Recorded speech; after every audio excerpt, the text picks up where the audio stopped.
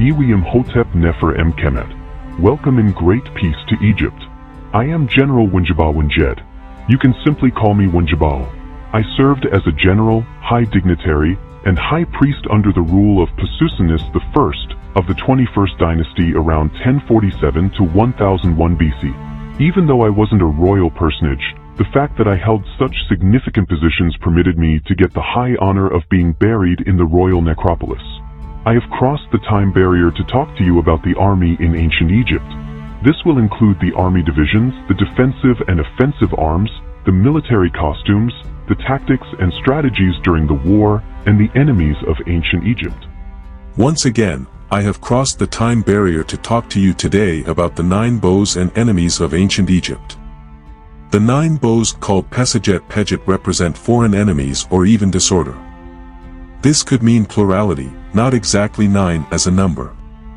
It is typical for the 9 bows as enemies or foreigners to be displayed underneath the feet of the king, under his Sphinx statue, or on the insoles of Pharaoh's sandals. Certain ethnic tribes could be distinguished by their shape, costumes, and arms. This represents a pair of Nubians, a Philistine, an Amorite, a Syrian, and a Hittite.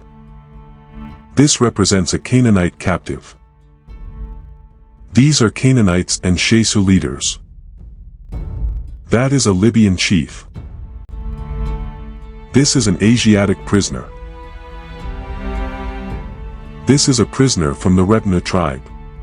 These are 2 warriors of the Sherdana tribe. Some of them turned later to form part of the mercenary troops fighting with the Egyptian side. The Sea Peoples were different tribal groups wreaking havoc around the Mediterranean, destroying many civilizations in their invasions. Their tribal names included Denyen, Ekwesh, Lutka, Peleset, Shekelesh or Tjeker, Sherdana or Sherdanu, Teresh, Meshwesh, and Weshish.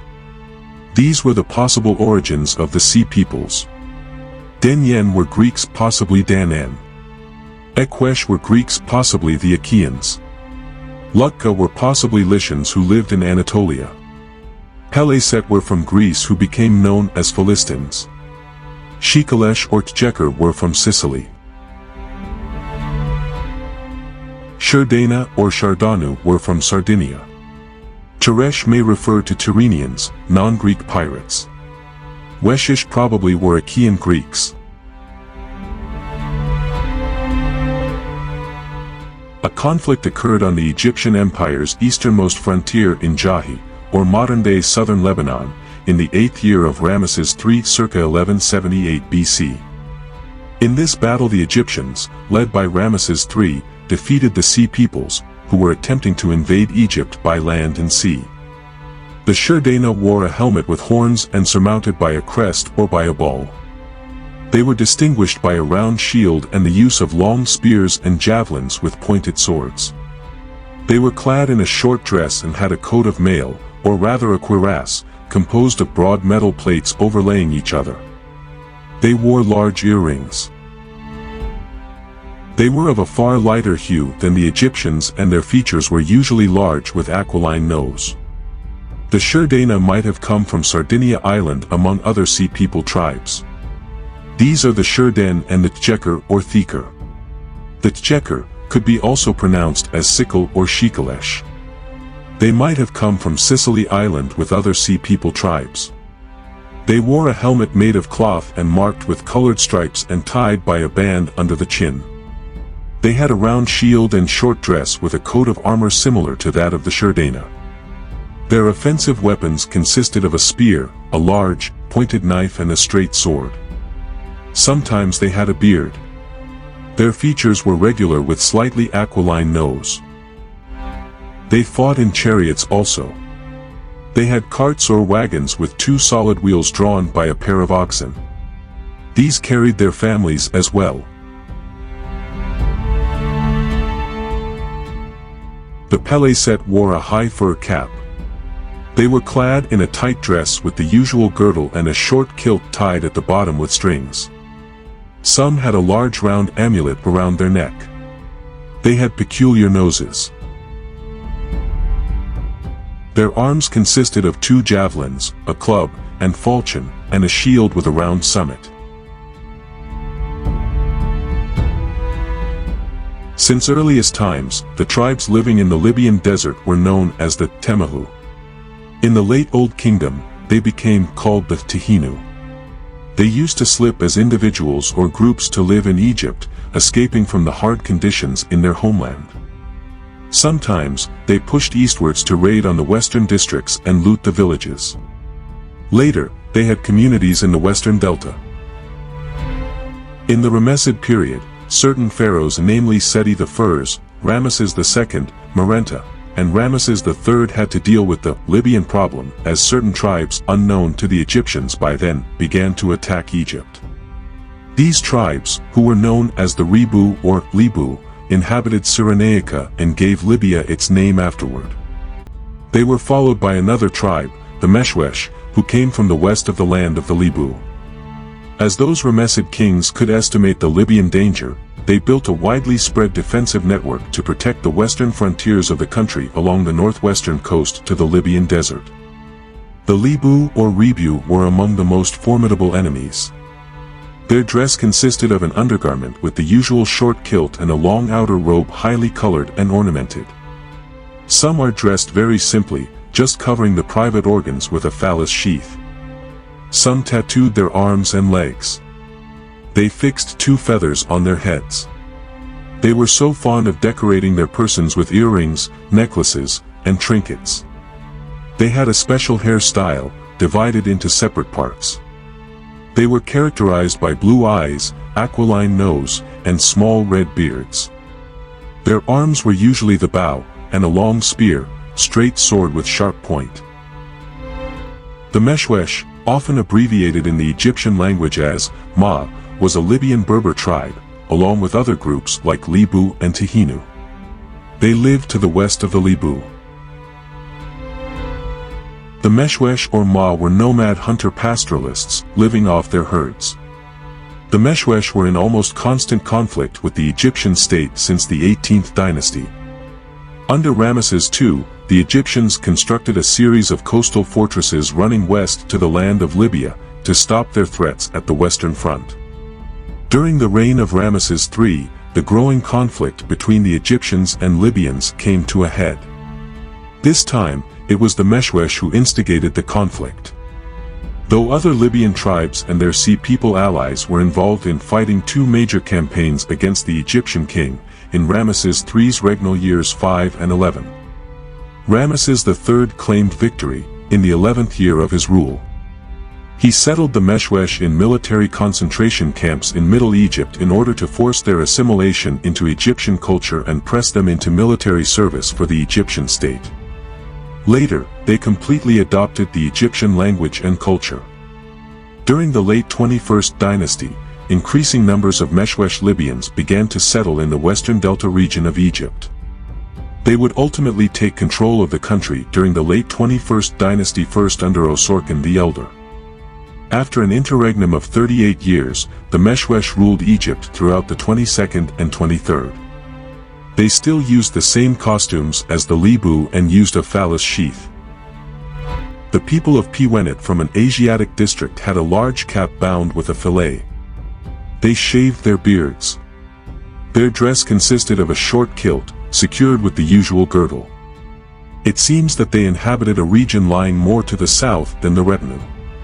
They probably lived on the borders of Arabia. Some suppose there was one tribe of this name in Africa and another in Asia. The Sheri people were another Asiatic people who were thought to be a tribe of northern Arabia. The Egyptians called the Arabian Gulf the Sea of Sheri. Their features were marked by a prominent aquiline nose and high cheekbones. They had a large beard. Their head dress consisted either of a cap bound with a fillet, or a skull cap filling loosely to the head, secured by a band, and terminating at the end, which fell down behind, in a ball or tassel. Their dress consisted of a long loose robe reaching to the ankles, and fastened at the waist by a girdle, the upper part furnished with ample sleeves. The girdle was sometimes highly ornamented. Men as well women wore earrings. They frequently had a small cross suspended to a necklace, or to the collar of their dress. The cross sign could be also seen adorning the dresses of the Retenu and the Libu. Some wore a sort of double belt, crossing the body, and passing over each shoulder. Their principal arms were the bow, spear, 2 javelins, and a sword or club. Their country was defended by several strongly fortified towns. The Retenu had white complexion and wore tight dresses and long gloves. Most probably, they inhabited northern Syria and northern Mesopotamia. Their features were regular without the very prominent nose. They were of as very light color with brown or red hair and blue eyes. Their long dresses were furnished with tight sleeves and fastened by strings round the neck. They wore a kilt beneath the outer robe. The head was covered with a close cap or a fuller. The women wore a garment secured by a girdle and trimmed in the lower part with 3 rows of flounces. The sleeves were large and open. The hair was covered with a cap. The people of Kufa were also an Asiatic race. Their long hair, rich dresses and sandals of the most varied form and color render them remarkable among the foreign nations distinguished by the Egyptians. In complexion they were far fairer than the Egyptians. From the tributes they brought to Egypt, it seems their country was very rich. Their dress was a simple kilt, richly worked and of varied color, folding over in front, and fastened with a girdle. Their sandal, which being closed like boots, differed entirely from those of the Egyptians, appear to have been of cloth or leather, highly ornamented and reaching considerably above the ankle. Their long hair hung loosely in tresses, reaching more than halfway down the back. From the top of the head projected 3 or 4 curls, either of real or artificial hair. The Khita or the Hittites built fortified towns, some of which were surrounded with a double fosse, crossed by bridges. This is a phalanx of the Khita, drawn up as a corps de reserve, with the fortified town surrounded by double ditches, over which are bridges. The fort of Kadesh belonged to them. Their troops were highly disciplined. The close array of their phalanxes of infantry, the style of their chariots, and the arms they used, indicate a great superiority in military tactics, compared with other tribes. Their arms were the bow, sword, and spear. The principal defense was a wicker shield, either rectangular or concave at the sides and convex at each end. Their dresses consisted of a long robe, reaching the ankles, with short sleeves, open or folding over in front, and secured by a girdle round the waist. Perhaps quilted. They wore a close or a full cap. Their dresses were decked with brilliant colors. Their cars were drawn by 2 horses like the Egyptians, but each contained 3 men and not 2. Some had wheels with 4 spokes and not 6 like the Egyptians. They had cavalry as well. They employed large masses of infantry with a formidable body of chariots that constituted the principal force of their numerous and well-appointed army. They were skilled in war. They seem to have been composed of 2 distinct tribes, both under the same name. They differed in their costume and general appearance. There are other tribes and places with such names as Amori, Lebanon or Lebanon, Canaana or Canaan, and Ascalon. Many black nations were also conquered by the Egyptians, as the Cush or Ethiopians, and others. Their chief arms were the bow, spear, and club. They fought mostly on foot without knowing the tactics of a disciplined army. So, this episode has highlighted the 9 bows and the enemies of ancient Egypt. The next episode will tackle the military tactics against these enemies and the military campaigns of the Egyptian army in foreign countries. So long. Make sure to tune in to my next videos. If you have any thoughts or questions, add them to your comments. Kindly press the like, share and subscribe buttons. I'm Farag Al-Sharabasi and see you in the next episodes. Thank you.